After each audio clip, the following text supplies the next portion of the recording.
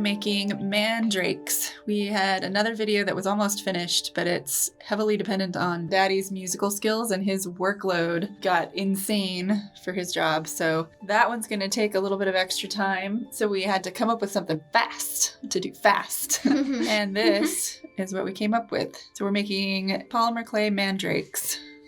So we started with armature wire and made some wire armatures. It's a good place to start because the armature will make the sculpture stronger and more stable, especially in the oven, because the clay gets softer in the oven. And so the armature helps it sort of hold its shape. But also it allowed you guys to sort of pose them.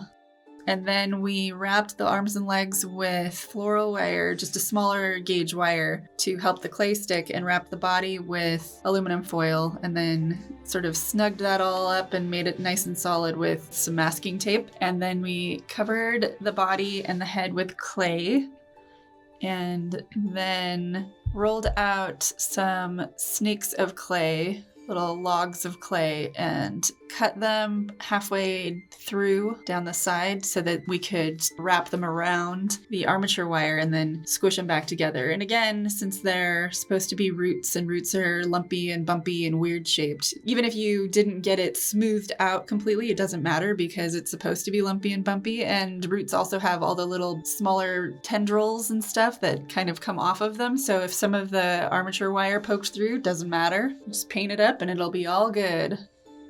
So we each picked silk flowers to inspire our mandrakes. So they're not necessarily the standard mandrakes, they're flower mandrakes, because why not? Why not be inspired by flowers? So we had some florals left over from other projects.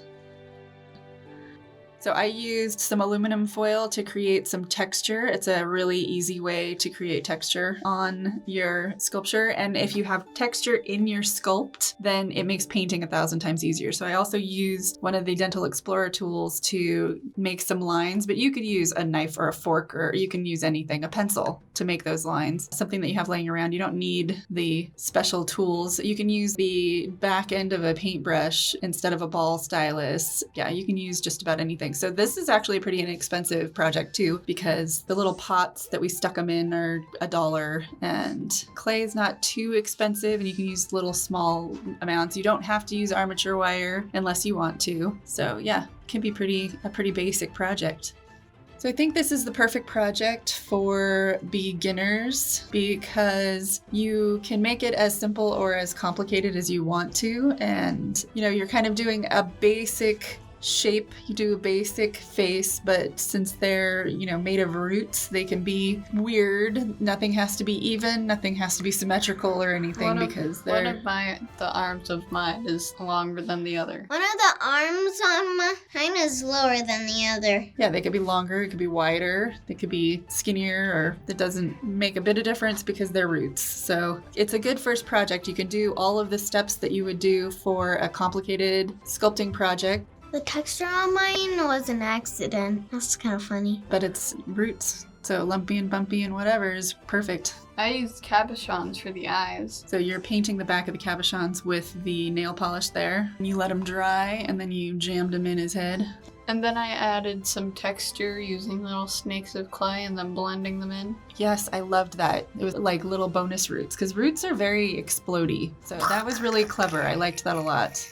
For mine, I made a little root skirt for it because mine's a ballerina. I posed it to be a dancer. So I made like a little tutu, but it's a root tutu. And I used this string that we had that's got the little gold part that's wrapped around, and then it's got the white threads. And when I unraveled it all, it just exploded like crazy, like roots do. Like when you pull a thing out of the ground and there's the roots that are just kind of everywhere. And that's what I was going for with this skirt. I had one long string, and then I tied a bunch of shorter strings to it, just tied it in half, and then I could slide the other strings along it to make it, a longer waistline.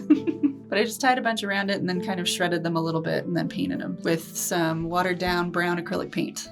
So then I took the same watered down brown acrylic paint and I painted it all over my little guy. And since he had texture from the foil and from the carved details in him, the carved details pick up the watered down paint. That's what a wash is great for, is it'll get in all the little nooks and crannies and cracks and crevices and bring out all of the details really nicely.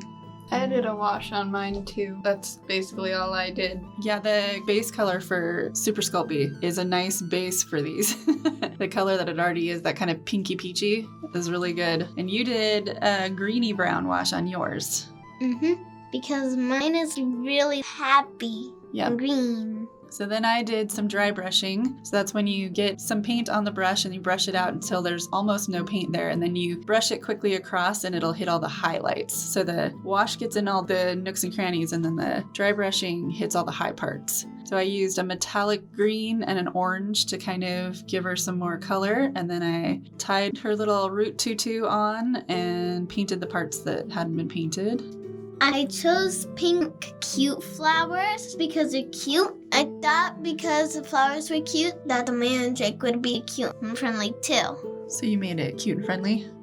Yeah, so it's not like screaming, it's just smiling at you, right? It's like, oh, I like it up here. And yours is peeking out of the pot. You sculpted yours with its little root hands kind of hanging out and holding it up and peeking. So cute. You did the open eye on yours with Posca pens, which are acrylic paint markers. I tried to do the inside of the mouth, but it won't fit. Yeah, we only have chunky Posca pens. And then you did some of the folk art yellow to green color shift acrylic paint. You did some dry brushing on yours as well. To make it more shiny. I like the shiny effect on yours, so I decided to put it on mine. Yeah, it's definitely a cool effect. These are the bread and butter to painting a sculpture, is the wash and the dry brushing. And then we hot glued our little bundles of flowers into the heads of our little dudes. And then I painted the wires and the hot glue that I used to bundle up the flowers. Mine is a calla lily, which is used at funerals. Yeah, you always like the dark side. But they're used for funerals because they represent rebirth. So that's kind of nice. It's a little hopeful, but your guy is just chilling down there in the pot. Yeah. Without a care, he's just down there, crisscross applesauce, hanging out. That was it for that one. My little dancing one. Oh yeah, and then I stuck a flower to the side of her head. Her head sticks out of the pot, so I think it's cuter with the head with a flower. And then Ty's just jammed hers in the hole she made for hers. And Sam's who jammed it in there with some hot glue.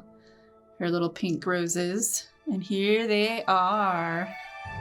Whoa, that Greyflower lily is a mandrake. Wow, they're all super cute mandrakes. Whoa. Yeah, I love how they turned out. And it was such a fun, easy project. Ty did more of a traditional mandrake. Yep. I did the classic